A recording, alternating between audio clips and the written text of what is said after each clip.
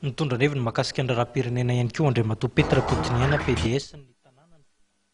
Araka ny nambarany moa dia tokony hovahana farak'izay haingana ny krizin'ny olana eo anivon'ireo andrim-panjakana samihafa. Vola ravavy tsy rakotoarso. Ny krizin'ny andrim-panjakana misy amin'izao fotoana izao dia misy fiantraikany amin'ny fiainam-bahoaka hoy andriamatoa Pety Rakotoniaina, filohan'ny delegasiona manokana Fianarantsoa, ary heverin'ny filohan'ny tambatra fa maika ary tena maika amin'ny famahana ny olana ny andrim-panjakana. Ny fitarany resaka valala izay mapotika zavatra be dia be aty Ambatolampy izy amin'izao fotoana izao. Zay. Ny filazan'ny ny mpandraharaha izay mivoatra fahazahoako anazy hoe tsy andoha hetra izany rehetrarehetra zany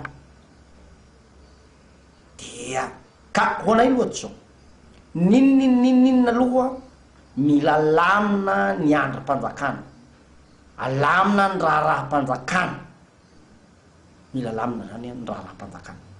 Zay aloha zany anisan'ny zavatra maika ny fahatana azy amin'izao. Manana ny raikitra voalohany indrindra amin'io ny filohan'ny tetezamita. Zay aloha tsy maintsy jerevana ireo zavatra zao. Mikasika ny olana ara-politika indray dia nilaza andriamatoa Pety Rakotoniaina fa tsy mora ny anakisahana ny kandidatelo dia Andra Rajoelina, Lalora Valomanana ary Didier Ratsiraka tsy hifaninana amin'ny fifidianana.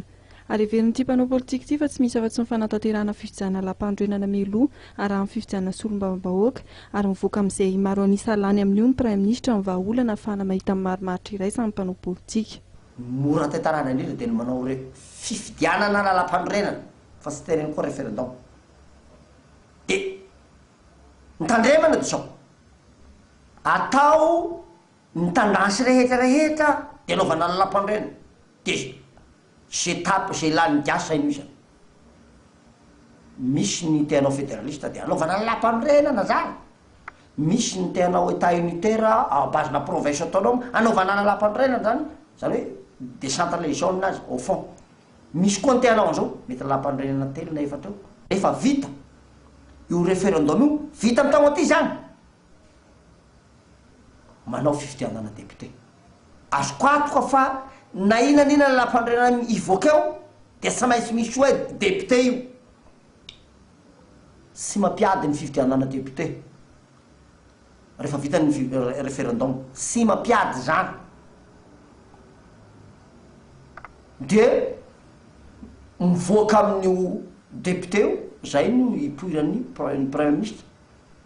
Namafisin'andriamatoa Pety Rakotoniaina fa nisy ny fanovana ny fitoniana izay antoko ny fampandrosoana maritra ny tokony jerena ny famahana ny olana eto amin'ny firenena.